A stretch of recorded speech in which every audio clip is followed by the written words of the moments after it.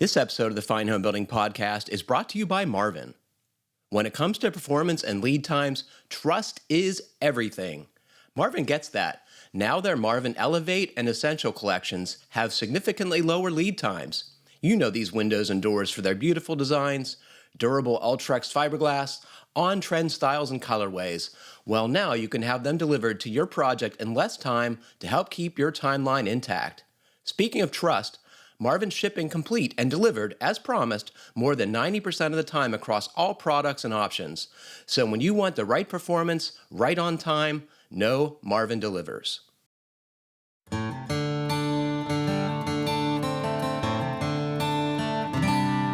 Four people jumped in and just started beating the wall to heck with sledgehammers. And I just was like, nobody does that. Real, one, it's going to be just dust and sawdust everywhere, or dust everywhere when you're smashing drywall.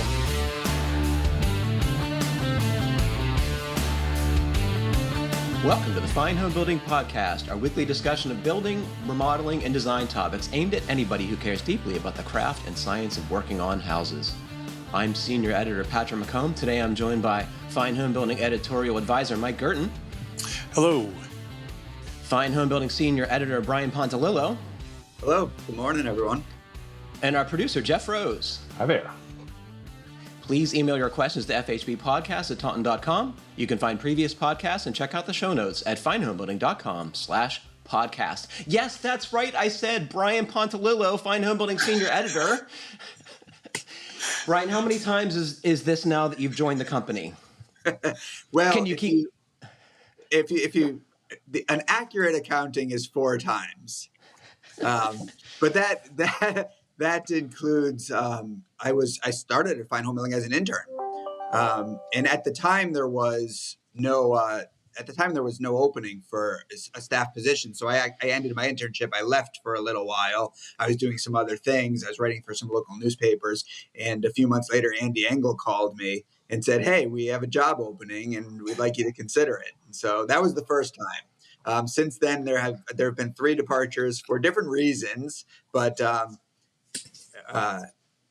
yeah, here I am once again, and happy to be here because two things that happen whenever I leave. One thing is that I do some actual construction work, and one time I was building cabinets while I was gone. And this time I was building a house. And so I come back kind of inspired in that way. And another thing that happens when I leave is that I realize how awesome the home building community is and how many people I miss getting to, and not that I couldn't keep up with them on just a friendly way, but how many people I miss, chewing the fat with on a regular basis. Oh, man.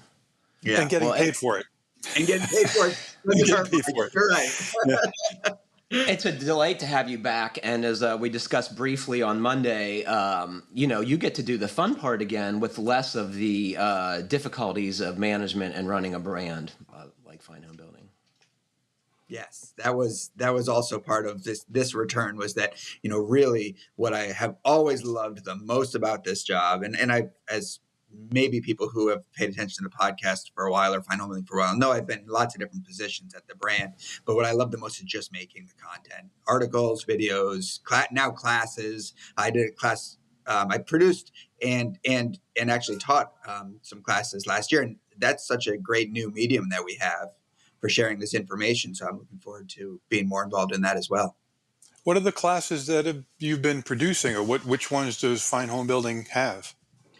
So the 2 that I worked on were the class that I taught on insulation and Justin Fink's class on deck building. Mm-hmm. We have, and now the class that we're working on now, I believe, and I just heard about this week because I just came back to the job this week. But I think the class that we're working on now is about carbon accounting for home builders, which is a complex and important subject. So I think that's going to be I think that'll be popular. Builders should start to get their heads wrapped around that. We're going to get quickly to Brian's house, but Mike, what have you been doing? You're back in Arizona, as I understand.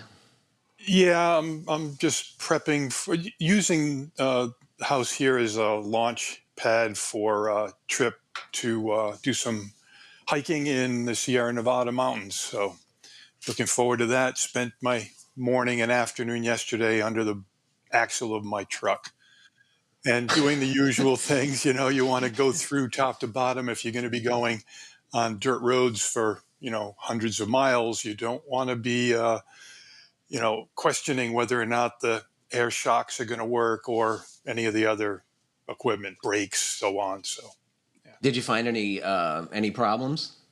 Well, one of my air springs, which I need because it's a slide-in truck camper, so it puts a lot of weight on that rear axle. So it seemed to be losing air slowly. So I got another set of springs and I was going to replace them. And of course, you're undoing the bolts. And invariably, even though you put lubricant on them, they snap. So then the afternoon yesterday was spent running around looking for 8-inch by 3/8 inch carriage bolts in order to replace those to hold the whole assembly together. Well, that sounds like a good time. Brian, you sent us a bunch of photos of your newly completed home, which is, well, why don't you describe it? Well, completed is Can we call it done for now, which is Ian's? Maybe we don't go there yet. One of the things that happened is that about when everything was going really smooth with this project for many, many months. And then right at the time when I was installing flooring, and I installed sort of wider plank, 8-inch southern yellow pine flooring in the house. So right around the time that I was installing flooring, we found out that our excavator was fostering a couple of puppies.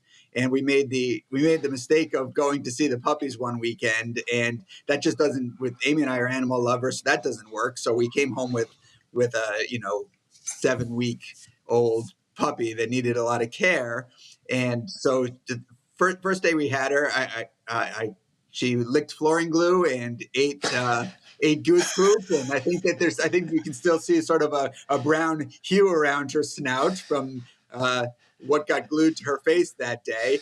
But the moral of the story is that she slowed progress way down. We did finish the house and we're living in it, and it's great to live in it. And we just got our PV installed, and we're modeled to be a net energy producer. So we'll see if I can, share as the year goes on how that works out.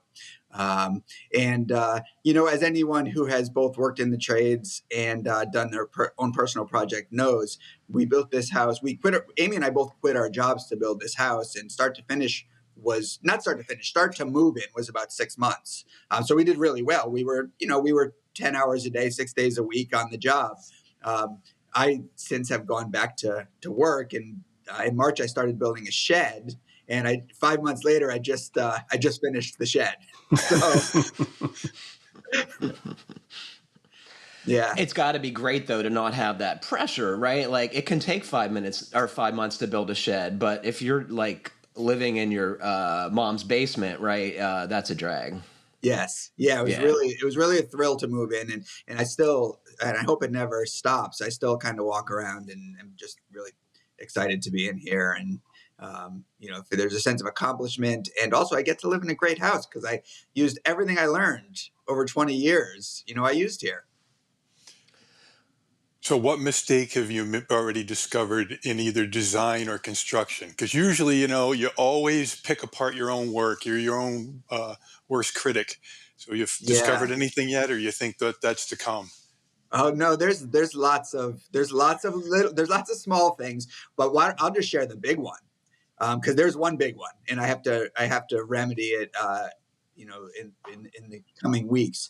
The big mistake is that we have sort of a small front porch, really just big enough to have a covered landing at our front door, and I did not heed the advice of seasoned builders or the building codes when I installed the footings, and they are. Essentially, they're in the overdig. And I didn't dig down to undisturbed soil for those footings. I thought, this is a small porch, and they're barely in the overdig. They were kind of right on the edge, and we had enough settling in the overdig at the front of the house that the porch dropped the footings dropped about 3 inches over the winter as it was getting wet and drying and freezing and thawing. And so when I saw it start to happening, I immediately went out and jacked it up and put some blocks underneath the posts. But I had to do that twice I had to do it twice over the course of the end of the winter and the spring. And so now it seems to be stabilized. It hasn't dropped in months now. So I need to now kind of work on a more permanent fix for that and then adjust grade and all that kind of stuff. Yeah, so that's the biggest mistake. Well, it's easy to solve. Yeah, that's an easy fix. Yeah, but it's sort of like, you start to see that kind of thing happen and you just, bang your head against the wall because you know better. Yeah. I knew better the whole time. There was not a moment where I didn't know exactly what I was doing. That's frustrating, right? Because, yeah. Why didn't I listen to myself? I learned that lesson early in my career, and then later in a career building houses for people.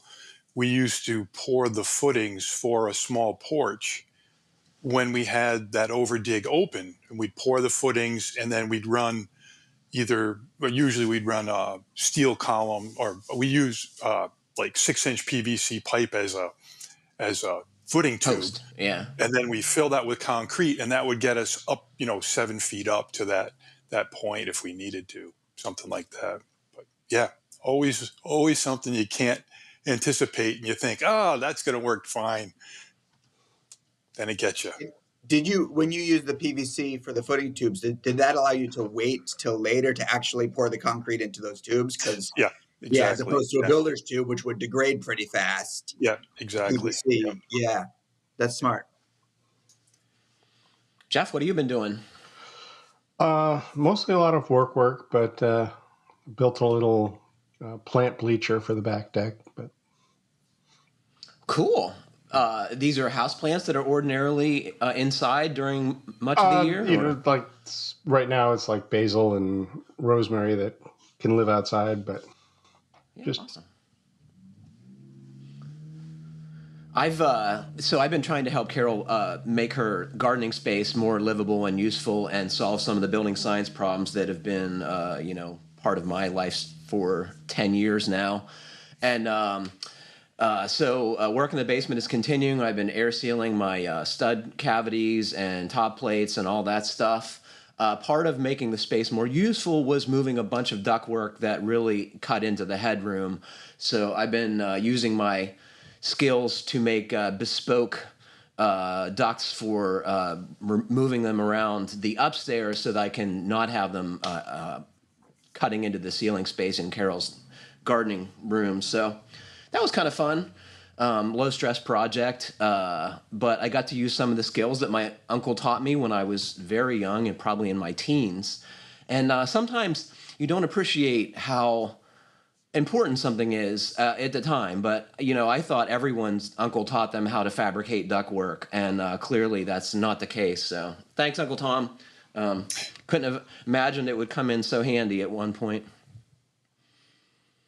Fun Patrick, tools. When you say bespoke ductwork, is that does that mean that it's in? And you talked about putting it on the living floor. Does that mean that some of it's exposed? No, it's in a stud cavity, but instead of like having to demolish the entire half wall that it's in, I cut a hole in the backside and built the duct inside in pieces, and then taped it with butyl tape, and it made a much less intrusive situation. And I don't even know if I could have made a hole big enough to get the thing in the wall it was. So if y'all ever have to do this, and I can't imagine you will, but Amalco makes a folder that has a 3/8 and 1-inch groove in it, and you can buy panning from the home center or whatever and make pretty much any shape you want with it. It's kind of expensive, but if you're doing this kind of work, it is invaluable. And I'll put a link to that on the podcast page if it interests you. Well, what do you guys think? Should we get to the show? Let's do it. This comes from our friend Dan Kolbert, author of Taunton's, one of the authors of Taunton's Pretty Good House Book. Hey gang, listening to the podcast 575 and wanted to weigh in on the battery question. First off, I too was a proud owner of the old Makita 9.6 stick battery drill with a keyed chuck. Boy, were they incredible. I don't know if I've been as excited by any tool since then. I've watched the improvement in battery and power since then. I remember the first time I drove a Tapcon with an old Bosch 12-volt driver. As with every contractor or carpenter, I eventually had to face the which platform to choose question. I have always considered Makita to be the best cordless toolmaker, but there are plenty of other choices out there and plenty of specialty tools. I finally realized it was just dumb to limit myself to one platform. I feel like cordless tools have become the inkjet printers of the 21st century. The manufacturers make the tools relatively cheap and make their money on the very expensive batteries, so you need a lot of batteries anyway. The only difference is how many chargers you need. It was a liberating realization, and I now run Makita in Milwaukee, M18 and M12, and Metabo. I would add more to the mix if I felt it was needed. We've got a tool trailer with all the needed chargers fixed to a top and another set in our shops. It's occasionally a pain in the butt, but it's far outweighed by having the tools we want rather than being limited to what a single manufacturer offers. I'm also the proud owner of not one, but 2 portaplanes. I don't use them much, but what a pleasure it is when I do. Sign me up for the Tool Geezer Club, Dan Kolbert, Kolbert Building. 2 portaplanes. What do you think, Mike? You got to have a spare, right? Well, one goes down, you need a backup. Or you can loan it out to your friends and not worry about not one being available for you. Do you guys have more than one battery platform in your lives? Oh, yeah. Yeah. Brian? I really don't. And to Dan's point, it's a mistake that I don't. I think what happened early on, I think I had, I had a Makita actually drill driver set, and I think the impact driver actually crapped out on me, and so I needed it right away, and I ran out and I bought a rigid set, and it came that this is when tools were still coming with batteries, and I think it came with a couple of batteries and one for each tool that was in it and a dual charger, and so I just sort of went from there thinking, oh, I've got this system, I'm going to run with it, and so since then I've been buying. Whenever I'm buying a cordless tool, I've been buying a rigid. And I don't do the same thing when I buy a corded tool, right? I look at the tool and I consider which one I want and which one's right for my purposes, which one I think is the best tool. And all of those tools I'm happy with. And I think rigid tools are great, but I don't love every one of them. I've just been buying the cordless tools because of the batteries. And so I think that was a mistake. Jeff, you have more than one platform? Pretty much, I'm pretty much exclusively on DeWalt. I do have like one Milwaukee M12, but that's about it. But that was kind of more by happenstance than design. I think they all make good tools. They don't make the best in every category, so it's silly to limit yourself to one platform. Because who doesn't want more tools anyway? This comes from Jeff in Brevard, North Carolina. Hey, podcast crew. Hearing Mike's story on podcast 577 about putting tools out for the curb for someone to pick up and potentially sell on Facebook Marketplace reminded me the story about someone who moved from a neighborhood where that was done regularly and people just understood it. If it was on the curb, it was available for the taking. To a neighborhood where he found that that was not the norm. A decent couch they put out by the curb stayed there for weeks with no takers. Then they put a sign on it that said $50 and woke up the next day and someone had stolen it. It just shows that there are creative ways to accomplish the same thing if you just think the beyond, that's the way we've always done it mentality. Thanks for sharing your stories and knowledge each week and all the good work that FHB and GBA has done over the years. Hopefully, I'm not the only all-access member who isn't in the trades, but listening to your podcast and reading the magazine and books has given me a greater appreciation for the skills of those who are provided lots of things to consider for the design and consideration of our pretty good retirement house. Cheers, Jeff. Jeff, thanks very much for that. It would have been funny if Jeff would have found a $50 bill in his mailbox.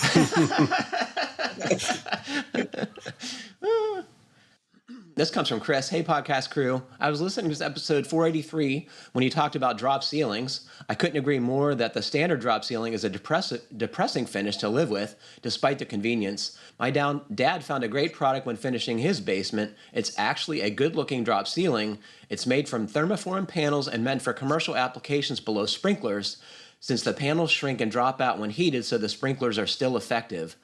This is not a relevant feature for most basements, but the finish is sharp-looking, easy to install, and still provides easy access to any utilities above. Brian, what do you think of drop ceilings? Well, what was interesting about reading this note was that I still have we have a temporary CO to be in our house, right? Because there were a few details that we haven't wrapped up. And to get our permanent CO, I have to finish the basement stairs. They don't have risers on them yet, and they're just not finished because the stairs lead down to a finished half of the basement. So I have to finish those stairs, and I have to cover the eye joists in the unfinished side of the basement and the exposed EPS rigid foam. So those are the things that I have to finish to get our permanent CO. And I'm still considering what to do to cover the eye joists. And I assume that this drop ceiling doesn't have the fire rating that it needs if it's meant to shrink. But I wonder if there are some that, and I haven't looked yet because I just saw this note yesterday, but I wonder if there are some that would meet that fire rating. It would be a good option for me. And because one of the reasons I'm hemming and hawing about this is because I like having the easy access to mechanicals on that side of the basement. It's where to do what? What are you doing with them? It's going to be years before you need to get into that stuff, right? It might be, but what if I had an electric car charger and just want to have easy access to poke cable out of the house, like that kind? I'm thinking of that kind of thing. What if I want to add an outdoor shower? Again, easy access to the plumbing and just poking through the house. And if I cover it with drywall every time, it's removing some drywall. And so I wonder if there's a drop ceiling that would meet the building codes there. Yep, I just Googled it.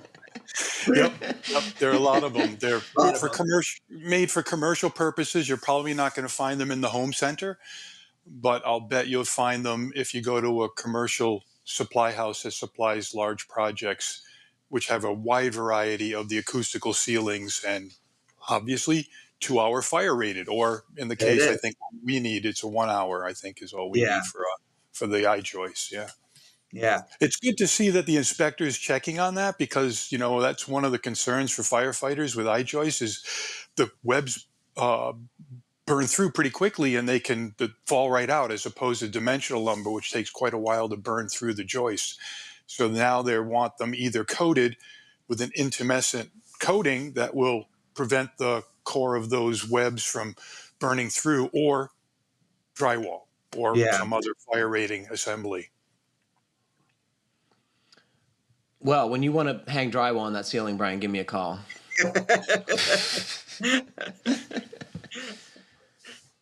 This comes from Bill. Hello, podcast team. Bill here from Sammamish, Washington, on the east side of Seattle. Been listening to... Did I say that correctly? Do you think? Oh, close enough. Okay. Been listening to the podcast since early pandemic days on the recommendation of a good friend. What a great recommendation, and I really appreciate the work you do.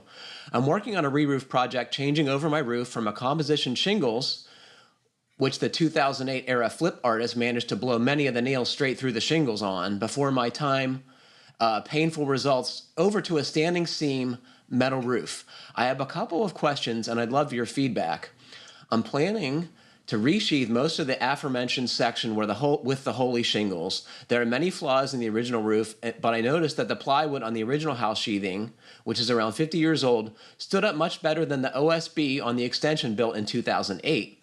Based on this, I'm thinking to use plywood rather than OSB on the resheathing effort. Thoughts? So what do we think? I think plywood is definitely tougher. Does it really matter if it's going to be under shingles? I think that's a choice. Oh, you'd be doing it under a metal roof there, right? Yeah. Yeah. Probably what they used in 2008 was a 7/16 commodity type OSB, just the bargain basement OSB. There are thicker alternatives and denser alternatives, so it's something to check out. You may want to rethink your OSB there because you might find something that's economical and will perform just as well as or better than plywood. I got to say, working with plywood is way more enjoyable than working with OSB, but it's also costs more, and sometimes it warps really oddly, which OSB doesn't seem to do. And plywood is lighter, though. There's one benefit of working up on a roof. Makes me less sneezy when I'm cutting it. Two, I've got a section of cathedral ceiling with 2x6 rafters, which has ventilation which appears entirely ineffective. I'm thinking to solve this by adding these baffles on top of the insulation before reinstalling the rotted sheathing mentioned in number 1. I'm concerned that because they're made of XPS, they'll block moist air from below from being vented by the air channel created. I see in the product data sheets that the manufacturer recommends a 2-inch gaps between the ends of each sequential sheet, but this seems pretty small, so I was thinking about perforating the baffles. What do you think? Originally, I was going to convert this section to unvented and install polyiso on the outside of the sheathing, but after seeing that the cost of adding the polyiso was more than it cost to heat the entire house for 10 plus years, I decided it wasn't worth the cost. Thankfully, Seattle doesn't get very cold. So what do we think about the ventilation channels in this roof assembly? Well, I mean, if I'm understanding the question right, I think that maybe he has a bit of a misunderstanding about the vent channels, which are meant to vent air from the eaves to the ridge, not vent air from below into the channels. In fact, you don't want that. You don't want air from the house venting through the ceiling and into those vent channels. If he's saying that he would like the roof, the ceiling assembly to be able to dry into the vent channels, then there's no issue. I don't think with XPS that's that thin. I mean, that's not going to stop. I don't think that's going to stop drying. So if I'm understanding the question right, I think those baffles are perfectly fine. And what he wants is an airtight ceiling so that there's not venting from the house into those channels, and an assembly that can dry into the channels, which it will be able to. Yeah, you really want to airtight as possible layer on top of the insulation to make it effective. You want a 6-sided box for that, and the ventilation is only for the sheathing, right? We want the insulation cavity to be as airtight as possible. Yeah, he might be thinking that the reason for the rot in the current sheathing was due to moisture vapor getting through that drywall in the ceiling and then getting to the underside of the roof sheathing. Whereas it could have been because there was a roof leak. And if it was due to the roof leak, like you're both pointing out, that ventilation, the channels aren't going to help with the diffusion of the moving any moisture vapor. Keeping that moisture vapor out is a good idea, but is it really necessary that he has the vent channels to begin with? Is one thing I'm wondering. In that climate, could he just fill the cavity up with insulation like it was and leave it at that? If other parts of the roof aren't decaying and they're assembled the same way. I've seen a lot of old houses that were built in the 60s and 70s where they put in fiberglass insulation right up against the roof sheathing, and it pulled it apart, no ventilation, and it's still working. Long as the only ones we saw real problems with were the ones that had the recessed light cans in there, and then of course those or T&G ceilings, right, with a bunch of air leakage. Exactly. Then that gets really ugly up there, especially when they have poly on the underside of the rafters. That's really kind of gets gross. Anyone know what the building codes in Washington say about that? I don't. Yeah. I know if it was in certain climates, I don't know what climate zone Washington is. In certain climates, you could do what Mike is suggesting, and then you could use a vapor diffusion port at the ridge instead of a vent. Now, the vapor diffusion port is a good idea, even in colder climates. But as Coda Wayno pointed out a couple of times on different podcasts we did with Fine Homebuilding, or different, I think it was BS and Beer. He said, it works. We can make it work, but execution is critical. In a cold climate where the roof sheathing is going to be below the freezing point. I saw my first house with that one in the wild recently when I was on a photo shoot in the Gulf Coast. I'd never seen a building with this technology. It's interesting. What, a vapor diffusion port? Yeah. My father and I inadvertently built one back in the early 1980s when we overframed the roof of his A-frame house and put insulation, filled it up with fiberglass insulation, 12 inches. And we put a ridge vent on it and no intake vents. And, we really weren't thinking about that. And when I re-roofed it a couple years ago, it was in perfect shape. So when Addison and I finish it up, we, instead of leaving that the top with a gap like you would for conventional ridge vent, we put some house wrap over the top, a high permeability house wrap to continue as a vapor diffusion port. If it ain't broke, don't fix it.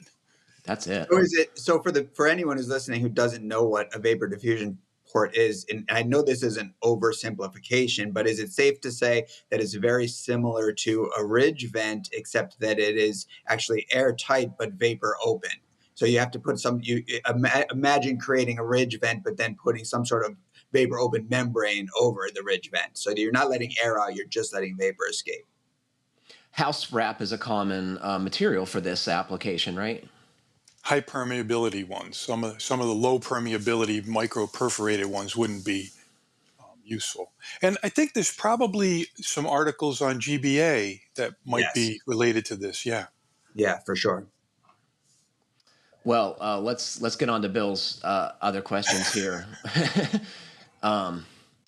I'm considering extending the rafters off the 2008 extension portion of the roof from 1 foot current to 2 to 3 inches to match the overhangs on the original 1970s portion of the house.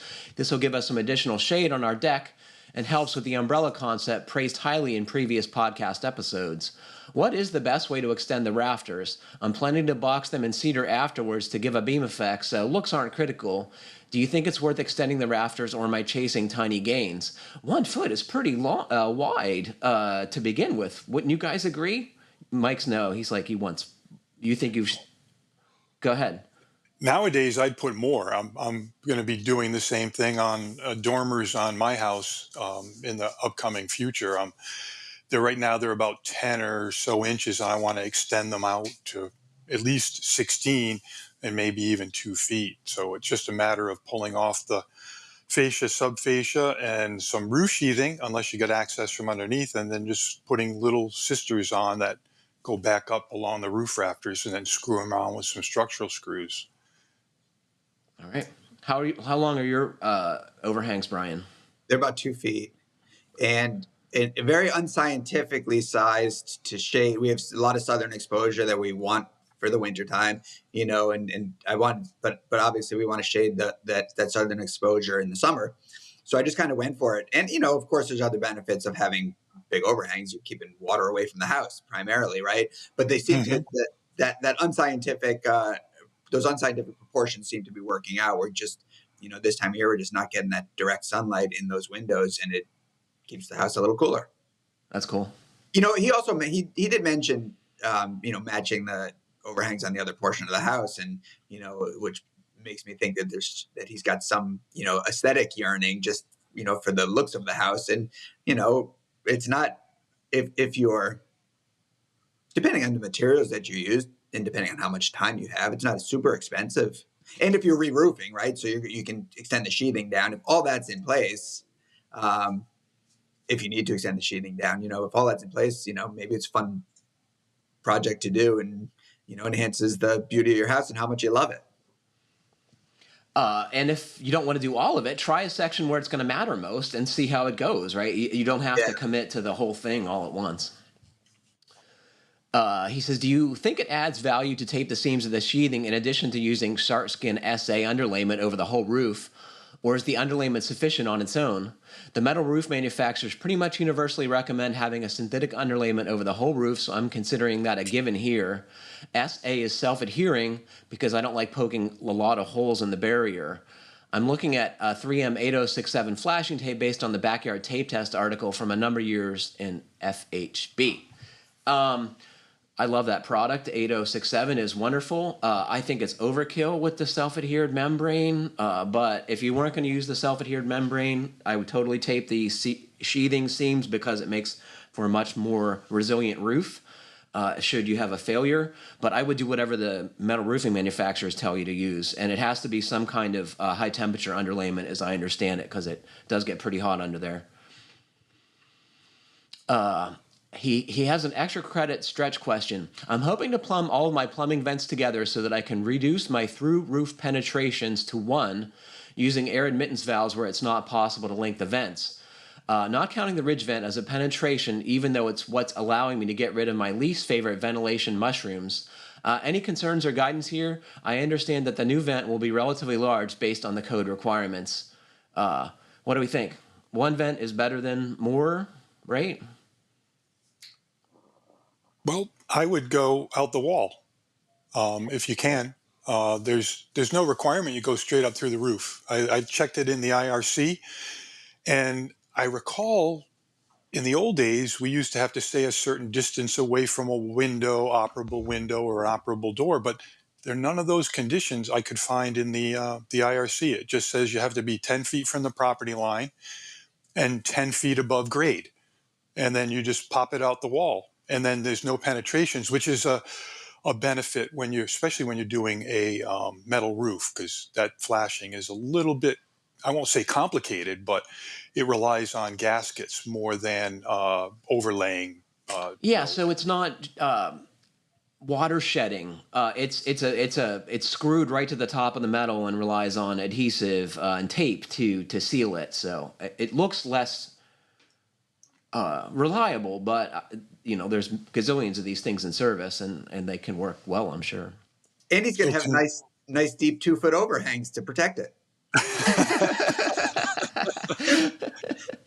Yeah, so connect what you can, and then stick it out the wall, and then air admittance valves where you can't get everything else connected, and you should be good. Yeah. Bill says, thanks in advance for your thoughts. I understand this is likely way too long to fit in the podcast, but figured there was likely others out there with similar questions. I'm probably overthinking this, but I'm an engineer, so that's my job, right? I'd really like the stuff under the standing seam to last as long as the metal, and with the savings of doing the work myself, have some budget to do it right. Thanks, Bill. Thank you, Bill. Yeah, great questions. Yeah, and here we usually we hit 3 to 4 questions in a podcast, and here we just knocked off 5. Thanks, Bill. Bill, kudos to you. This is Happy 4th of July, which gives some folks an indication of we got a little bit ahead with the podcast, but that's elapsed. My mother has moved in with us and has got my wife and I thinking about a desire for a larger house. I should say this is from our friend Evan Bachwig, who's a mold expert in Texas. My mother has moved in with us and has got my wife and I thinking about our desire for a larger house. The market in our area is very expensive. We don't see ourselves being able to afford a larger house anytime soon. So we've been tossing around the idea of converting our vented attic space into a small bedroom/office. I looked at a couple articles in Fine Homebuilding's archive, which were helpful, but there wasn't a whole lot of detail. What recommendations do you all have in determining whether the space can be converted or not? It's a little over 7 foot high at the ridge, roughly 16 by 8, with dimensional 2x6 floor joists and roof rafters framed 24 inches on center. There's a shared wall with the townhouse next to us on one end, and the 8-foot space and the attic air handler on the other end of the space, which could be rehung to give us more room. But rehanging both systems and redoing the ductwork will be very expensive, I assume. There's a structural engineer in my church who has agreed to look over the structural elements of the attic and determine if any additional load considerations need to be considered. There isn't existing plumbing nearby in the living space below, so for the sake of simplicity, I was considering running electrical but no plumbing. In a recent episode, Mike and Mark mentioned future-proofing converted spaces as best you can, but I think on a retrofit that would add a considerable cost and additional demolition inside the living space. I'm in Climate Zone 3A in Dallas, Texas. There is a homeowners association, so I need to check with them about converting this and pull permits, of which I know nothing about, so all advice is welcome. So thankful to you all to have as a resource. Thanks for all you do, Evan. Evan, thank you. What do you guys think? Can you convert this into living space? I'm skeptical. Me too. I wonder if that 7 foot at the ridge means that the rest of the ceiling under the roof rafters are going to diminish or be shorter and shorter and shorter. And I know there are minimum height requirements for living space, which might knock this out of contention completely for a finished attic. Additionally, it's going to need to be completely reframed because those floor joists are not up to living space. They are meant to hold up a ceiling and maybe an HVAC air handler, but not 30, 40 pounds of floor load. Exactly. And something else to consider is if you've got to get up to that attic space, you're going to need a stairway, which means you're going to eat up floor space both on the floor below and in the attic. So even though you see that, 8 by 16 area, might be less than that by the time you're done. And you're going to need to move the insulation to the ridge slash roof line, and oh my gosh, it's just going to be crazy expensive for the amount of space yielded. And I'm guessing the homeowners association is going to stop this dead in the water before you even get off the ground, Evan. Sadly, No, right? They're not going to let you add living space to a unit, right? it all depends. Yeah. Some HOAs are pretty restrictive, especially when it comes to how you utilize the space or doing any exterior changes. But then some are a little more flexible. All depends. There's not going to be any egress in this space that you're going to have to add, right? That's what Jeff's nodding. What other complications, Jeff? Yeah, the floor structure and the egress were the two that jumped to my mind. So.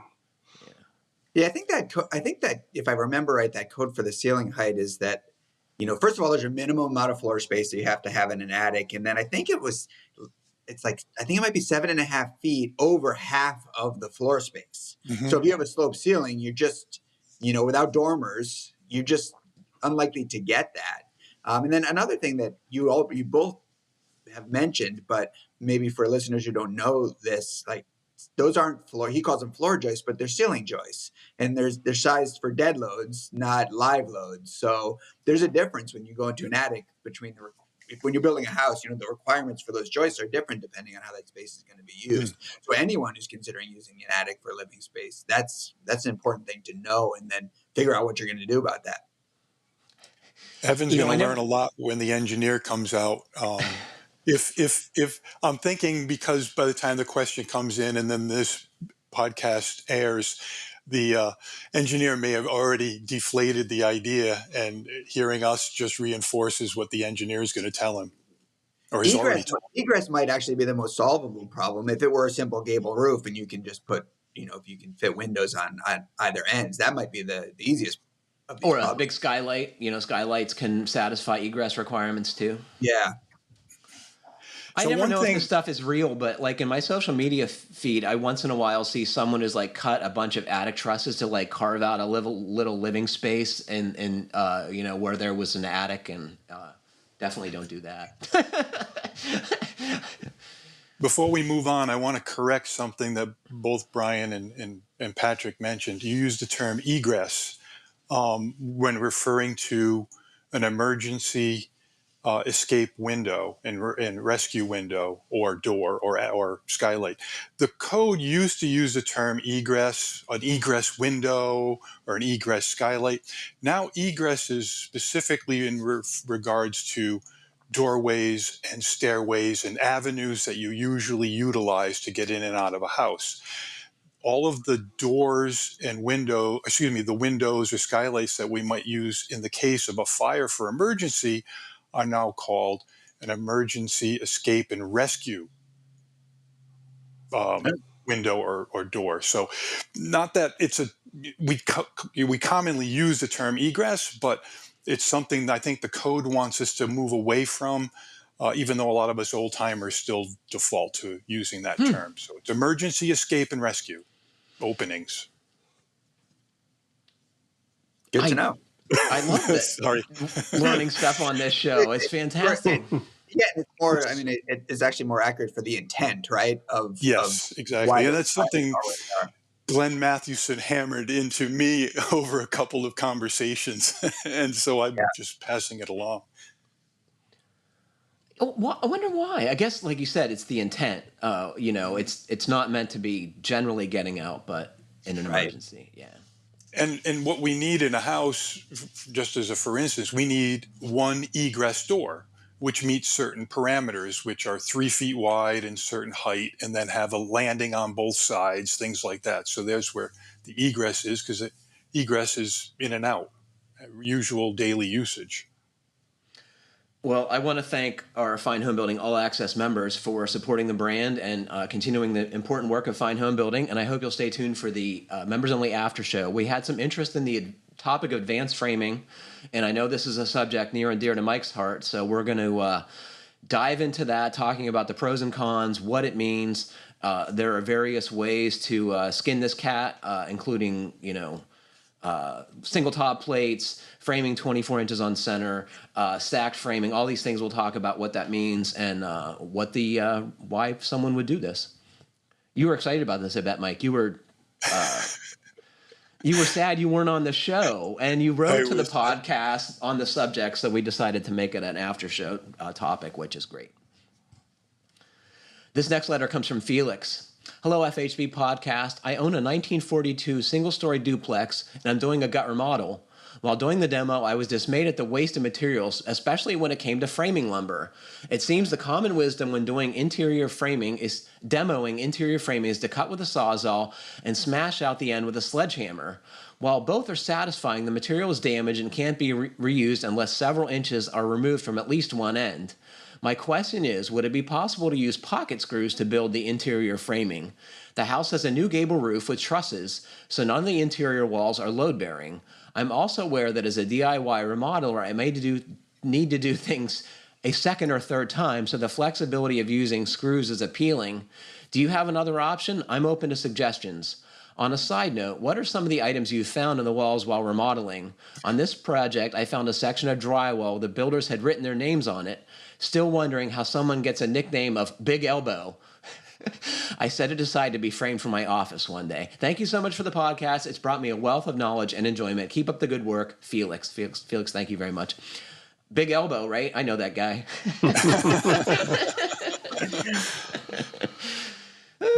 So, pocket screws, interior framing. Strikes me as a little slow and wacky. What do you guys think? I do it all the time when I'm remodeling. Because sometimes you're just throwing in some blocking and studs, and it's. But do you really drill pocket screws, or do you just no? I don't go toe to screw. Okay, yeah. So I wonder if he's using the term pocket screw to refer to pocket screw that we use for putting together finish carpentry elements like trim, back screwing, and things like that. Or if he means just structural framing screws, which now many manufacturers, just about every screw manufacturer, has a framing screw, which has replaced the traditional 2.5 or 3 inch drywall screw that we used to use.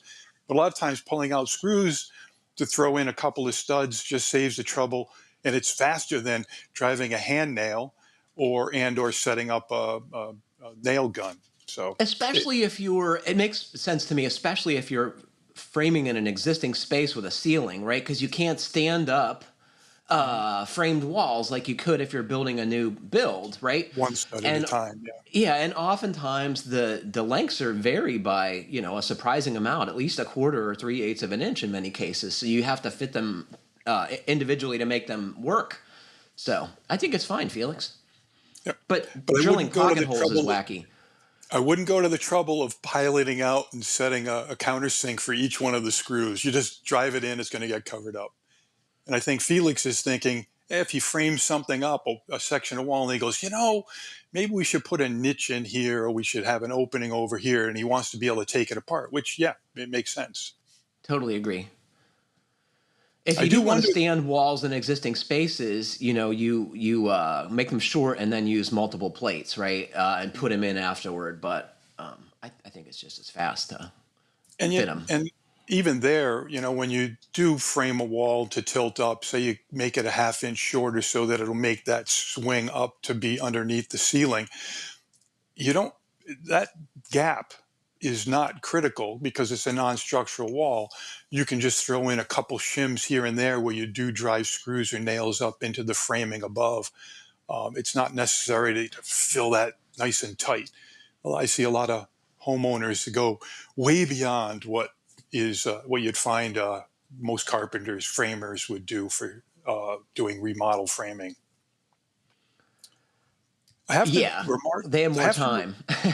Yeah, I have to remark though the common wisdom that Felix points out of the manner in which walls are broken down when demolishing the interior, Sawzall and sledgehammer. I happen to I don't know what the occasion was, flipping through channels on a new television and landed on one of these HGTV things, which I never watch. And it was like four people jumped in and just started beating the wall to heck with sledgehammers. And I just was like, nobody does that. Real, one, it's going to be, just dust and sawdust everywhere, or dust everywhere when you're smashing drywall out with a sledgehammer. And then you beat the heck out of the studs. Just take a sawzall. It doesn't take any extra time, and you put in a nail cutting blade, and you go right at the plate line, and you cut right at the butt or the top of the stud, and you snap all those off. Then you just swing the stud out. You pull it down or pull it up, and it pops right out.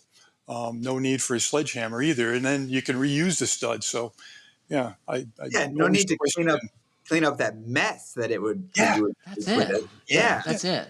I'd much rather go a little slower and stack the studs up one at a time than have to clean up that mess. Because I've seen that moment on those shows too. It's like, I think it's their dramatic moment, right? Because it is totally for TV moment. I've read that men who watch those shows want to see like demolition in that way, even though it doesn't make any sense. And just think of all the lumber that gets thrown away from DIYers who would watch those shows and think, well, I guess it's common wisdom. This is the way it's done. Yeah. Yeah, that stuff is always on when I go to the dentist, and I just like shake my head. We should do an after show where we actually name names on all of these. Watch a HGTV show. That'd be kind of fun. This comes from Wade. Hey, podcast. Wondering what residential construction trade shows you guys would recommend that are open to the public. I'm not going to be able to make it to the International Builders Show this year, but I'm wondering what other good options might be out there. I love the podcast. Thank you very much. Well, thank you, Wade. Let's do a round robin here. Go ahead, Mike. Well, first off, generally speaking, the construction trade shows are not open to the general public, and they'll state that somewhere. Even the International Builder Show does that. But their online registration, nobody's going to check that to see what your qualifications are. So you can usually just sign up and go. And if you've been listening to this podcast long enough, you can probably talk enough of the talk if anybody questions you that you'd be able to at least seem like you're a professional if you're talking to an exhibitor. And don't tell people don't walk in and say, oh, I'm a homeowner and I'm going to build my own home.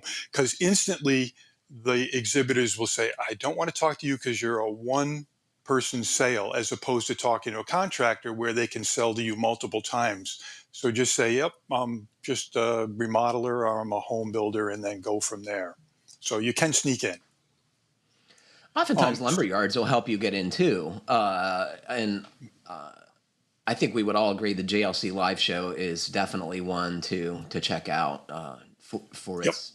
And the building science symposiums, those are open to the general public. Those have been growing.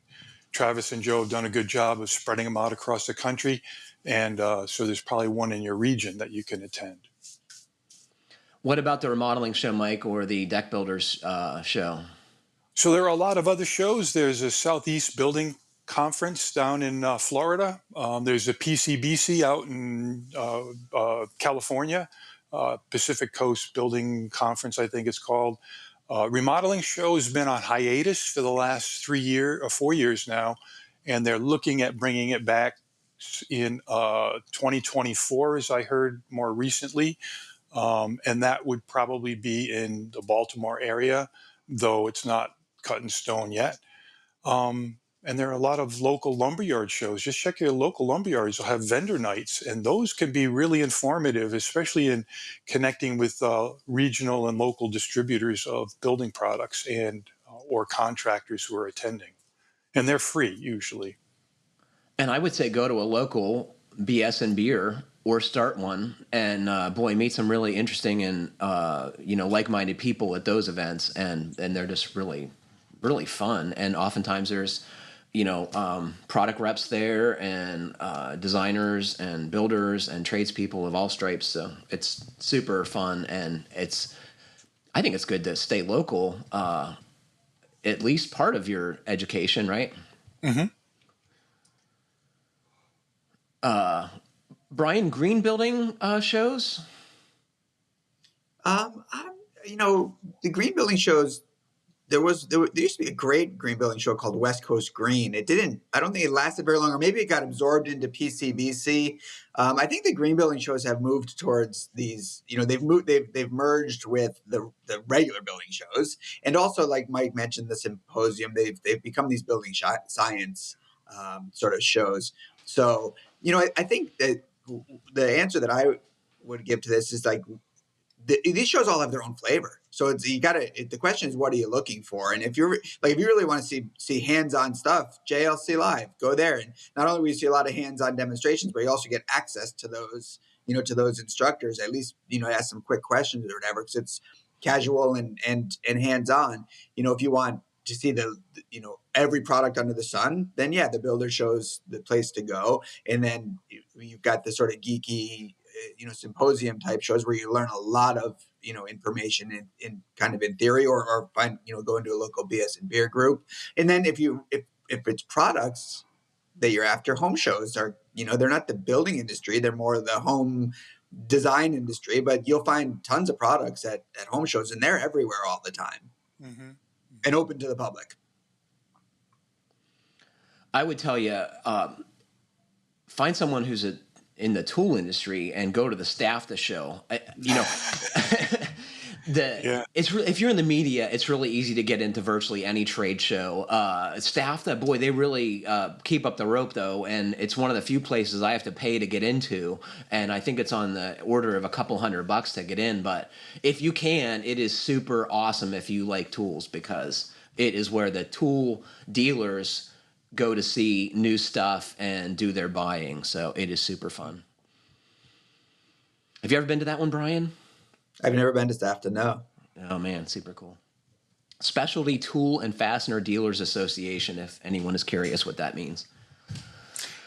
And if you're just looking for like free or low cost trainings, there are a lot of them done online. Both through manufacturer's website, or like Brian mentioned, through Fine Homebuilding and the Green Building Advisor stuff. And then there's other ones through industry associations. I'm planning on attending one today from the American Wood Council. They have one for free, and it's on the significant changes to the 2021 International Residential Code. So I'll watch that for 90 minutes and probably pick up a few tips. And those are open to anybody who wants to go. Yeah. I guess, sometime it would be good. Another one of those online extra things that for all access members, or even the general Fine Home Building community, is having a list of all of the different trade shows that are going on. And then other people can comment and add their own if they know of them, because there are a lot of little local regional shows that don't pop up on our radar very often. Well, you heard it here. If you have a trade show or event that's relative to Fine Home Building, send it into the podcast mailbox, and we'll add it to the show notes at a minimum. And if we do get enough, we'll get a kind of clearinghouse going where folks can consult and post their events. That's a great idea. So I have a question. Does anyone know? I'm sure someone here knows. Is Gary Katz's roadshow still going on? No. He's retired now. He does a little bit of stuff. He'll be at the IBS usually, and a couple little things, but he for health reasons, I think he kind of wound down about 4 years ago. Yeah. Okay. Those were great. So in case anyone is listening, this would be a traveling show paid for by sponsors, and they would come to lumber yards and teach you how to do finished carpentry. And Mike Sloggett would teach remodeling and envelope stuff, right, Mike? You did these for a while, right? Yeah. No, I didn't. No. Rick Arnold did them. Mike Sloggett and Gary pretty much ran that. And I'm surprised nobody's kind of backfilled when Gary dropped out. I'm surprised nobody else has jumped in to do something similar, because it was very popular, and they'd get, between 100 and 250 contractors out at these lumber yards sprinkled all throughout the country. In a lot of places where flyover country, where the trade shows don't ordinarily go. Most of the bigger trade shows end up being at the coasts. They don't end up being in the whole middle part of the country. So they were a good addition for both education and just sort of connecting with other contractors. Yeah, on a small scale, so you really can pay attention and learn stuff. And Yeah. it was well done. Well, I hope you all stay tuned for the members only after show, and I appreciate it if you are an all access member to do the important work of Fine Homebuilding and help us keep the lights on. If you're not, I hope you'll consider it. And there's tons of great things on the finehomebuilding.com website, the archive, and a great forum and videos and all kinds of stuff to check out. So I hope you'll consider doing that. Any closing thoughts, gentlemen? No, it's good. All right. It's good to be back. Good to have you back. Thanks. Well, unfortunately, that's all the time we have for today. Thanks to Brian, Mike, and Jeff for joining me, and thanks to all of you for listening. Please remember to send us your comments, questions, and suggestions to fhbpodcast@taunton.com. And please like, comment, or review us however you're listening. It helps other folks find our podcast. Stay safe, everybody. Keep craft alive. Thank you very much for listening.